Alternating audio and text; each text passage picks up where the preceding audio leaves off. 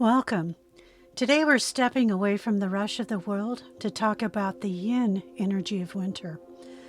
While the world might seem quiet, this is actually your most productive season for the soul. Think of a seed beneath the earth. It isn't doing nothing, it's gathering every bit of mineral and moisture it needs to bloom later. Today, we're going to take a look at how to nourish our inner reservoir so you can move into the future with strength and hope. We focus on structure, our bones, and the lower back. This is your support system. If you're feeling weak in the knees or your back is aching, your body is actually asking for deep support. If we take a look at the ears and our hearing, the ears are the sensory organ of the element of water. When we are overwhelmed by the noise of life, our hearing can suffer, or we may experience ringing. This is a call for internal listening. One of the things you can do is to create a sound sanctuary. Spend some time in intentional silence, or some kind of low frequency sounds like deep chanting. Give your ears a little extra boost. What you can do is, this is going to sound weird, but give it a try. You can actually stick your finger in your ear and gently pull in all directions. Think of that circular area where your finger is now inserted in as a clock and start gently pulling to 1 o'clock, 2 o'clock. You get the idea. Continue to move around the clock until you hit midnight. What that does, it really starts to activate all of the acupressure points inside of your ear. Incredibly healing and nurturing. The next thing you might want to try with your ears is to start at the top of your ear and just grab it with your thumb and index finger and just give it a gentle pull. What you're doing is you're now going to go around the clock counterclockwise, and you're going to stretch that entire area all the way around your ear. This is especially good if you're studying and you need to retain some information. So definitely the water element is all about ears and hearing. Well, what if you looked in the mirror and you see those dark circles under your eyes? Well, we often think dark circles are just about a lack of sleep, but the element of water they represent is the adrenals. So you might be looking at some adrenal fatigue, and it's the feeling that we're running on empty. The yin solution here is radical rest. Not just sleep, but rest. It's where you aren't scrolling or consuming information. You're once again getting into that quiet space of contemplation or just simply listening to what you're thinking. It's like, how are you doing on the inside? That's so healing for the adrenals.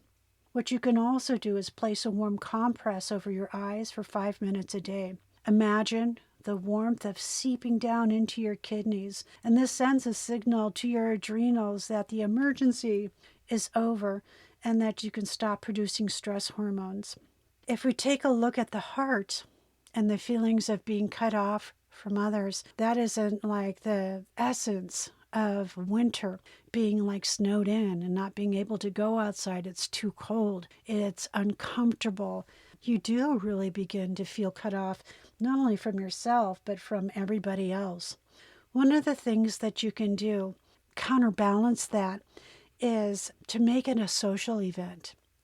And what I mean by that is, if we're going to really stay in with the energy and intention, which is the inside, our quiet side, we can actually do some really beautiful, quiet, gentle text messages to the people we love and just want to connect with them. Hey, I was thinking about you. I really loved what you said about blah, blah, blah.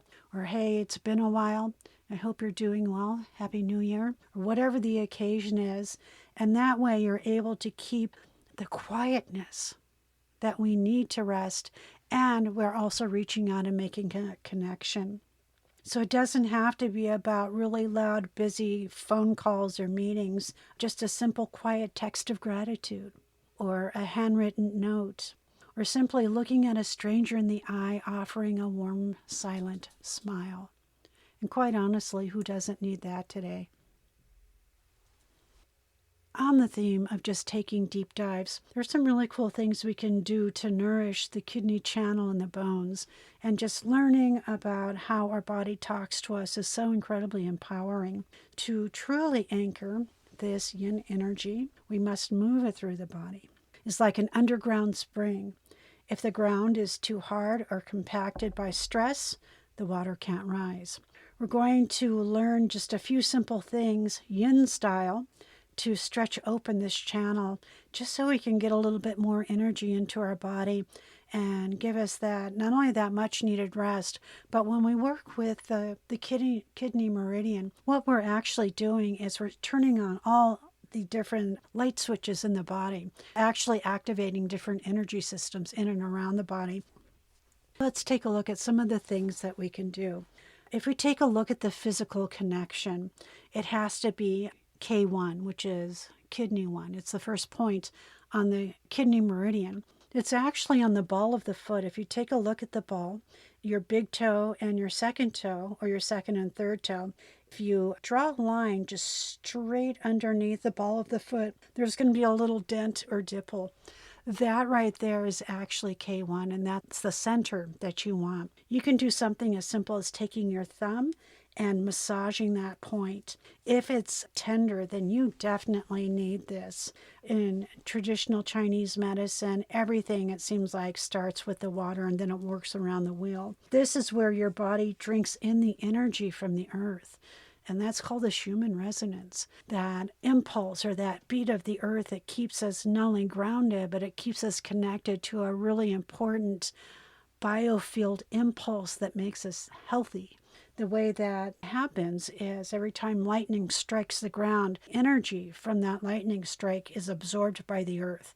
And that's what gives it all of that energy and the impulse. It's incredibly important that we stay connected to that pulse in order for us to feel deeply connected. So that's one, rubbing and getting connected with your kidney 1 or your K1. You can also, and this is equally as important, if you do feel disconnected, go to your kitchen and grab a spoon. Any kind of stainless steel spoon will work. Rub the smooth side of the spoon on the bottom of your feet. What that does, it removes all of the stagnant energy that's been blocking you from pulling up that energy from the earth, which is incredibly important. It also, besides the fact that it feels good, it really gives you that deep connection that we're all longing for. Something as simple as spooning the bottom of your feet might be the remedy to helping you start to get that energy flow of the kidney meridian going again. Something else which is kind of fun to do is called the diamond fold. And I'm sure this particular exercise has got a gazillion different names, but this is how I know it. This gently tugs on the inner leg lines, and it's where kidney energies reside. This super simple posture might be just the ticket to really start to lengthen and open your body's energies. The way you do it is you sit on the floor, you bring your soles together, feet facing each other, and you let your knees fall open. You're forming a diamond. It's a diamond shape. Now, you don't want to pull your feet tight like an athlete, you know, how you really stretch the insides of your legs. That's not what the intention is. You want to keep them fairly far apart so your legs form that wide diamond shape. Once you have the shape, then you're going to take a nice deep breath in. You're going to drop your head, and very slowly, you're going to start leaning and pulling yourself towards your feet. Simply round your back and let your head hang forward as you start to move downward. If it's been a while since you've done that and you feel a little stiff, no worries. Just work with what you have. And over time, you'll really begin to strengthen and elongate our spine. And remember, just to touch base, it's about the bones and the back so much with the kidney. And we'll talk a little bit more about that when we look at the yang energy in the next episode. Then very gently roll yourself back up. It's really a beautiful, beautiful exercise. Something that you can do standing, if that's really a little bit more of your vibe. This is called the release. It's all about stretching your back, which is really good for your yang energy, but I'm going to introduce it here for you so we can get started. So what you're going to do is you're going to stand tall. Your feet are about shoulder width apart. You're going to drop your head Very slowly, one vertebrae at a time, start to drop towards your feet. Don't forget to breathe as you do that. When you get to the bottom, you're going to hang for a few breaths. And then very slowly, vertebrae by vertebrae, you're going to roll yourself back up to a standing position. Energy, the key, is rushing back into your legs and your lower back. You might also feel a sense of warmth or tingling. This is your inner well refilling, and you're no longer depleted, you're actually flowing. Another tip we can give you for this time of year is hydration. It is key, but it's not cold water.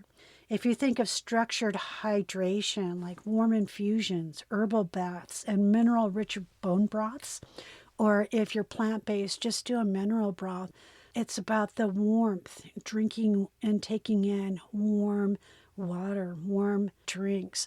What you can also do is to focus on foods that look like kidneys, or they're dark in color, like black beans and walnuts, even sesame seeds, anything that's got that rich, dark quality to it.